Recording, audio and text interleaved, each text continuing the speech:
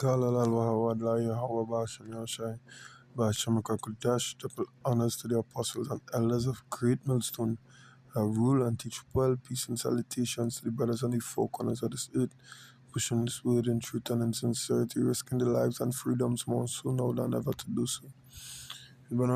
This is Brother Monatizak. Here with another quick, short, impromptu. Abra side could be straight to the point. No, this article about to read kind of lengthy, so I'm not going to read the entire thing, but you will bring out the parts that adherent to the to the topic, more or less. Right? Because just by the title alone, it goes into what basically how the rulers of this current world rulers of this current system and the ones who align with them oppressing the people, right? They are oppressors in their own right and respect. That is all it is, modern day slavery, nevertheless. Alright? And this is local, so yes, this is what I face on a day-to-day basis. This is Trinidad and Tobago, one of Trinidad and Tobago's newspapers, The Guardian. Alright, it says tickets, taxes, and the rising cost of living. Let's get my moment here. Let me see if I could brighten up this shit. Lovely. Alright, it says, alright, from October 13th last year to January 1st, 2026 this year. Alright, it says the United National Congress UNC government implemented a list of close to 40 tax measures, which included doubling and tripling existing fines and fees to generate billions of dollars in revenue. In those 81 days, the government introduced a sweeping package of legislative reforms to increase traffic penalties due to the deteriorating driver behavior and persistently high road fatalities. It also introduced new taxes and increased fees and fines on existing measures to strengthen governance, ensure greater fairness, and create revenue streams. The government also warned that failure to comply with certain laws could land people in jail, from ordinary citizens, the working class, business owners, employers, manufacturers, farmers, hunters, insurance firms, banks, restaurants, bar operators, landlords, motorists, and non-nationals. The measures went into effect on January 1st, 2026, after Finance Minister Devendranath Tanku whatever, delivered a $59.3 billion 2026 fiscal package months earlier. What the fuck? Slovakia for that. How are citizens faring with these new fees, and what are the new penalties?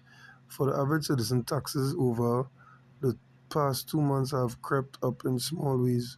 Rent increases, traffic fines, and a new price for their favorite alcoholic beverage.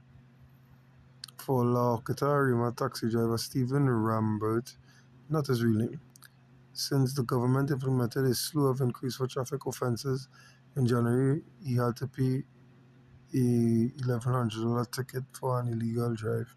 The ticket was the second Rambert had received in 30 years. In the 30 years he had been driving. The first was a $1,000 ticket for failing to transfer a vehicle during a roadblock exercise. Rambert, a father of two, paid the attorney $2,000 and won the case after the magistrate was told that the transfer could not be made due to an error in the licensing office system. He said retaining an attorney cost him more than the ticket. Look at that. So either way, to either preserve your name. To preserve your name is more expensive than to fucking comply. But at the end of the day, if you're a man of principle, like I see a brother put up a status. Right? Brother put up a man without standards is not a man, it's just a male. Without principles, so like, it's not a man, he's just a male. And this whoever this man is still on business, still on principle. He said, "Oh, I didn't make my legal drive." Man pay a lawyer and it cost him more than the actual fucking ticket, but that just goes to show the system not set up for you to win. Ain't no fucking getting out of this shit unscathed, scathed, whatever is pronounced. Alright? It said if he is ticketed a third time, Amber said it would be cheaper to pay the ticket than hire a lawyer to handle the case. Plying his trade for decades, Rambert, 50, said that 5 years ago he had considered himself a middle income earner. I worked for double digit figures at the end of the month. He was able to pay his mortgage, bills, and stock his cupboards with items. This has since changed. Rambert complained that with thousands of people losing their jobs in recent times, fewer people have been traveling. If I make 300 a day, that is plenty, and bet you every month I have to fix something in my vehicle because of the deplorable road conditions. I also have to fill my gas tank with this money, so when you think about it, I'm going home with next to nothing. Rambert said he now considers himself a low income earner, stating that he has been falling behind in his mortgage payments and bills. He wants to pay off the 70,000 he owes on his house, but admitted that the situation is extremely difficult right now. He said his common law wife left a permanent job at a private hospital to work at a public health institution on contract, hoping to get a better salary. That didn't work out. She's making less money as a short-term contract worker only to have regrets. Illegal activity to supplement income. Single father Kevin Everglade, not his real name, has turned to selling illegal drugs to make ends meet. It is a decision that has already landed him in legal trouble. He told Guardian Media that after surviving a surviving on a $4,200 a month janitorial salary for almost 10 years, which is a decade, right? He started breaking the law by trafficking drugs last year near his lab until home to provide for his children. From his low income earnings, he pays health surcharge and NIS contributions. He also juggles buying groceries, paying bills, and sending his daughters to school. Last month, his salary took a further hit when the government increased NIS contributions. He received $42.10 less in his last pay packet, which is a hard blow for him. There's only pressure and stress all around. Things get 4 times harder under this government for my family. And it's not just me alone. You're hearing people say they are struggling with all the measures they have been shoving down people's throats. People are not getting time to breathe. It's just one thing after another. It's just too much, Everglade complained. After the 2026 budget was presented, Everglade 52 noticed food prices started to soar despite a reduction in value added tax on items. It's not just an item or one item in the grocery going up, it's everything. This has been putting a bigger strain on poor people's pockets. Last Everglade went looking for a new job but came back empty handed. Business owners just don't have the money to take on additional workers. The demand for employment is growing and jobs are hard to come by. People have to consider themselves lucky if they get employment. Having it hard times, Everglade said he took what he considered the easiest way out by selling marijuana to help supplement his income and improve his standard of living. I wasn't proud of what I did, and it landed me in trouble. Mm, well, there's just Everglade story and the fact that the rum going up, blah, blah, blah, blah, blah, blah.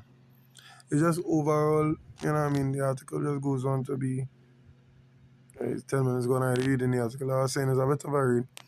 The overall consensus of the article is just how strenuous the living situation is in this country, and not just for one person, for everybody from every walk of life, right? Unless he's, you know what I mean, one of them, the so-called 1% of this country, you know what I mean, the Assyrians, right?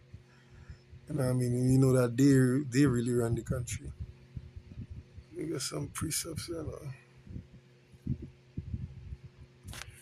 Alright, um, right, Isaiah 24 and 11, it says, There is a crying for wine in the streets, all joy is darkened, the mirth of the land is gone. Yeah, yeah, that the mirth of the land, the happiness to try the people. This used to be a country where Trinidadians don't study nothing. Look at what's going on, you know. The people are starting to become serious, more serious in the thinking towards, you know what I mean, the matters of the government, what they implement for a long time. Remember growing up, they could do what they want to be happy. You understand? That is part of the reason why they say that saying down here that oh, God is a Trinity. Because regardless of what the people have a mirth in them and now that mirth going, you could feel it all around. You could feel the tension of the people you're next to in a bus traveling. You understand? You come to understand, hey, this shit is a fucking everyday struggle, literally. You know what I mean? Like that one Biggie song, you know? Everyday struggle is a everyday struggle, literally. You understand?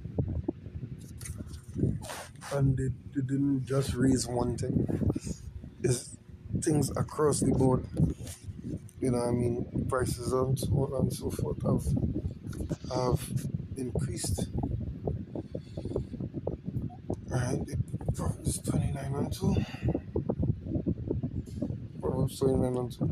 When the righteous are in authority, the people rejoice. But when the wicked bear it rule, the people mourn. Right? And this is what we see in it. Because our Prime Minister is in league with the one and only, the hot tempered, or high tempered, and hot blooded. You know what I mean? The ruler of dark, one of the rulers of darkness of this world. You know what I mean? The DJ Trump, you know, this kind of way. She in league with him, you know. I'll go to 31 on 3. Isaiah 31 on 3, it says, you know, Isaiah 31 on 1, it says, woe to them that go down to Egypt for help and stay on horses and trust in chariots because they are many, and in horsemen because they are very strong. But they look not unto the Holy One of Israel, neither seek Yahweh. And that is just it. The thought with the change in the government. You know, they went and vote for change. Vote for change because in the campaign you said they was going to reduce fines and so on, traffic fines and so on and so forth that the previous government raised. Right? And look, they come and double what they did. And in some instances even triple it, you know, even triple that shit. But you know what? You all trusted them because they seem better. They seem like the way out. Not knowing there's two sides of the same coin, just like in the States. Two sides, but one coin, that same coin. They both working in tandem with and for the, you know what I mean, these banking families, you know. And you know what? That just gave me an idea.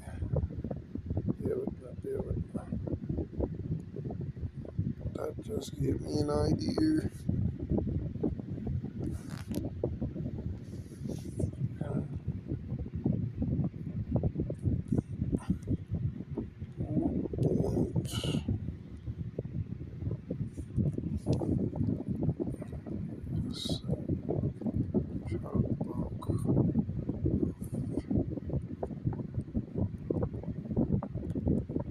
Because I think it's like when you,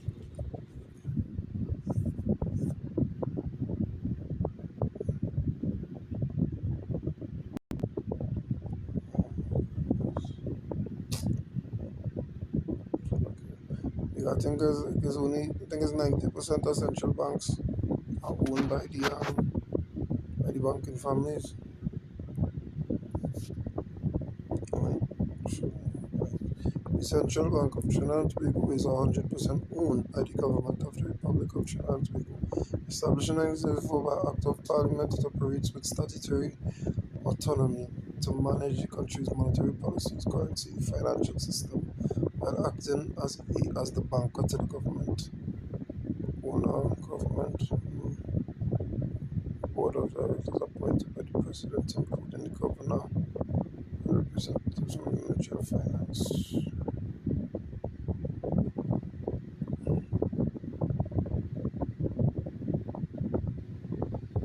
Okay, while the government holds all shares, it operates on its own as an independent entity, right? Now, this seems like bullshit. And the reason I say that is because, I mean, all of a sudden, our finance minister started to talk about a digitalized economy, right? Where did you hear that first? In the United States. So, what the fuck? It might say, we own the bank, the government at least own the bank, but in actuality, it's not so. Verse 2, it says, "Yet he also is wise and will bring evil and will not call back his words, but but will arise against the house of the evildoers and against the help of them that work iniquity. Now the Egyptians are men and not power, and the horses flesh and not spirit. When Yahweh shall stretch out his hand, both he that helpeth shall fall, and he that is one shall fall down, and the all shall fail together." And this this system is failing. You know, even the Americans hate their president right now. You know, even the Americans are what is the word I'm looking for? I don't even know the word to say right now. And the Americans, watching their president like dog, what the fuck? You see, the government like dog, what the fuck?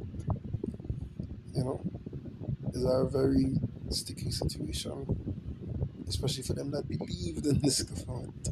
Because I just watch them and laugh. I mean, I just watch them and mock them on my jobs. I just mock them. I do, I let them have it because they're stupid. I telling them how stupid it is. Yeah, you know. And I just said, right, they hold into what? To Babylon the Great. That virgin that hasn't been touched, that is who they hold into. And that is who's going to make them all fail and fall down. You know? See if I can get one more piece of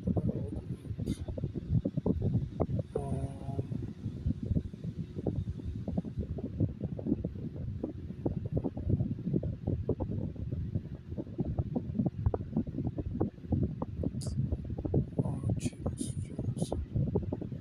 5.